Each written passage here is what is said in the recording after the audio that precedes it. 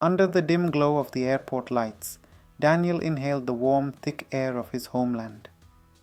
It had been 20 years since he had left this soil, a desperate young man fleeing poverty, seeking hope in a land he had only heard of in whispers. Now, a middle-aged man, he stood at the threshold of a past he no longer recognized, his wife Maria and their 2 children, Leo and Anita, by his side. He had imagined this homecoming for years, picturing joyous reunions, warm embraces, and the pride on his parents' faces as they welcomed their son, the son who had made it.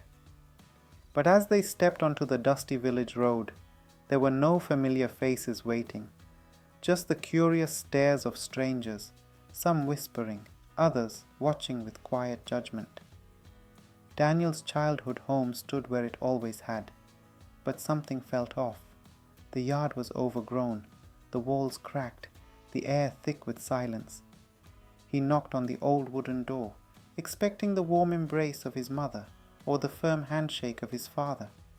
Instead, his younger brother Simon answered with an expression that was neither joy nor welcome. "Daniel, you came back," Simon muttered, stepping aside reluctantly. "Of course I came back. This is my home," Daniel said, his voice tinged with confusion. "Where's Mama and Papa?" Simon hesitated. The silence stretched too long. Then, without meeting his brother's eyes, he muttered, "They passed. A few years ago." The word struck Daniel like a physical blow. His heart pounded.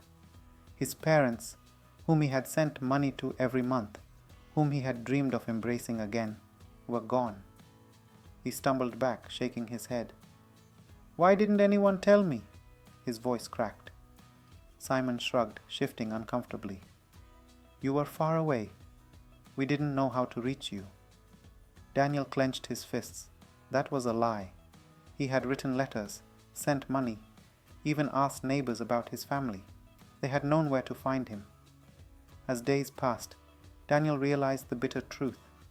He was not welcome. His siblings, all now married with families of their own, avoided him.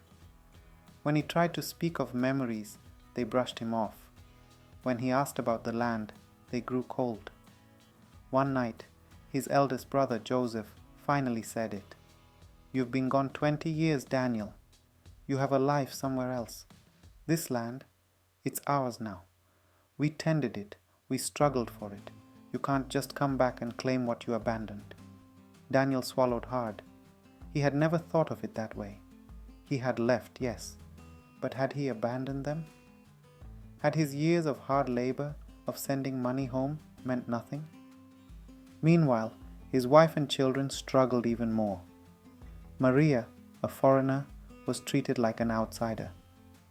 The villagers whispered about her, some outright refusing to acknowledge her presence. Leo and Anita, used to a different life, found it hard to fit in with their cousins, who mocked their accents and their ways. One evening, as Daniel sat outside, watching the sun dip below the horizon, Maria sat beside him. "This isn't home, is it?" she asked softly. Daniel exhaled slowly. "It was supposed to be." She took his hand. "Then maybe we need to stop trying to fit into a past that no longer belongs to us." He looked at his children, playing half-heartedly in the dusty yard. They deserved better. He deserved better. The decision came painfully but clearly. He would leave again, not as a desperate young man this time, but as a man who understood that sometimes home wasn't where you were born, but where you built your peace. A month later, they stood at the airport once more. This time, there were no illusions, no false hopes, only the quiet acceptance that life moves forward, and sometimes the past must be left behind. As the plane lifted off, Daniel looked down at the land he once called home, feeling both sorrow and relief. He had come back seeking belonging, but had found only ghosts. Now he was ready to build something new, not from the ruins of yesterday, but with the hope of tomorrow.